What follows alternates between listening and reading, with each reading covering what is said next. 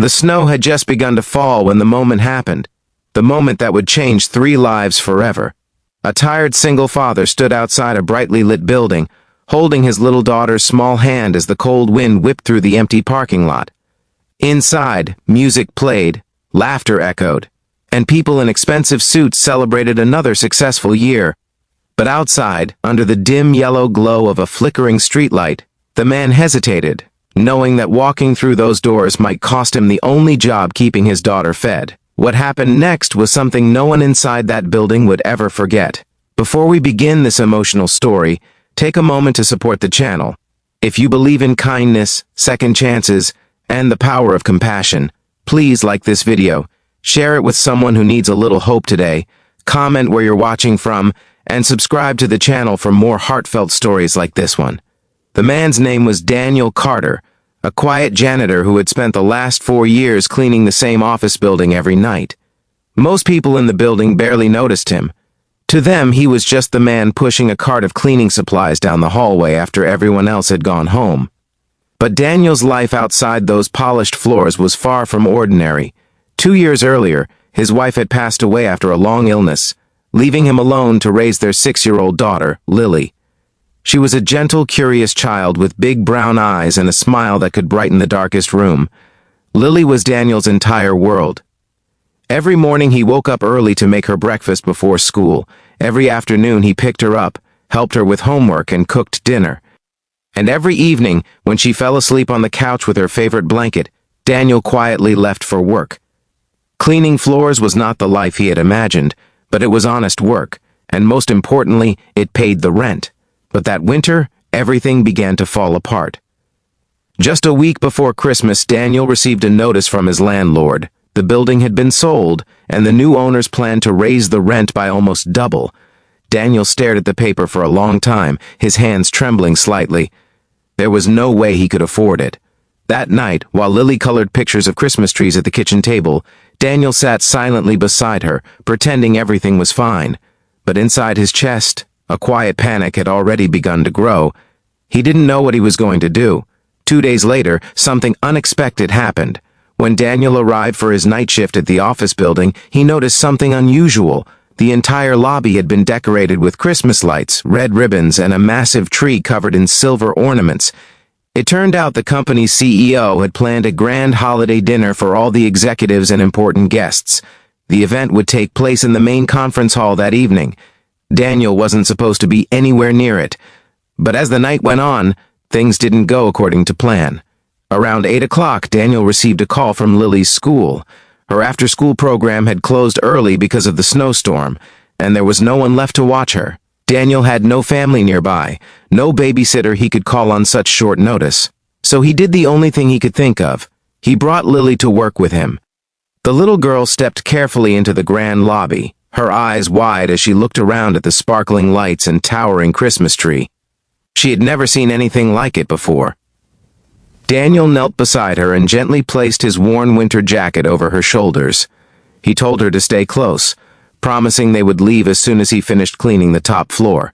For a while, everything seemed fine. Lily sat quietly in the corner of the hallway, drawing pictures on a small notebook while Daniel worked. Every few minutes he glanced over to make sure she was still there. But around 9 o'clock, something happened that changed everything. As the executives gathered inside the conference hall for their dinner, a sudden commotion broke out near the entrance. The company's CEO, Margaret Whitmore, had collapsed. People rushed toward her in confusion and panic. Some shouted for help while others frantically called emergency services. Margaret Whitmore was one of the most powerful business leaders in the city. But at that moment, lying on the polished marble floor, she looked small and fragile. Daniel heard the noise from the hallway. Without thinking, he ran toward the crowd. Years earlier, before life had taken its difficult turns, Daniel had trained as a paramedic. He never finished the program after his wife became sick, but he remembered enough to recognize what was happening. Margaret Whitmore wasn't just fainting, she was having a severe medical emergency. The room was filled with frightened executives who had no idea what to do. But Daniel pushed gently through the crowd and knelt beside her. He checked her breathing, her pulse. Everything inside him shifted into focus. Calmly and quickly, he began performing the steps he had learned years before. For several tense seconds, The room was completely silent except for the distant hum of the building's ventilation system. Then Margaret Whitmore gasped. A breath. Then another. Relief spread across the room like a wave. By the time the ambulance arrived, she was conscious again. The paramedics took over and carefully lifted her onto a stretcher. Before they left, one of them turned to Daniel with quiet respect. "If you hadn't stepped in," he said softly, "this could have ended very differently." The crowd began to murmur. For the first time in years, people in the building were truly looking at the janitor, but Daniel wasn't paying attention to them. His eyes were scanning the room. Lily was gone. His heart dropped instantly. Panic surged through him as he rushed into the hallway calling her name.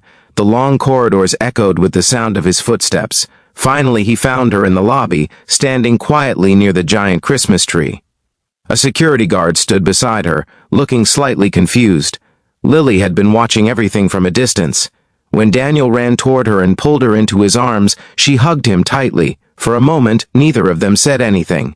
They just stood there, holding each other, while the snow continued falling outside. The next morning, Daniel expected life to return to normal, but it didn't. When he arrived at work that evening, the building manager was waiting for him near the entrance. Daniel's stomach tightened. He assumed bringing Lily to work had gotten him into trouble. Instead, the manager handed him a small envelope. Inside was a handwritten note. It was from Margaret Whitmore. She had been released from the hospital earlier that day, and she wanted to meet him. Daniel was confused, but he agreed. Later that afternoon, he walked into the executive office for the first time in his life. Margaret Whitmore sat behind her large desk, looking far healthier than the night before. When she saw Daniel enter, she stood up immediately.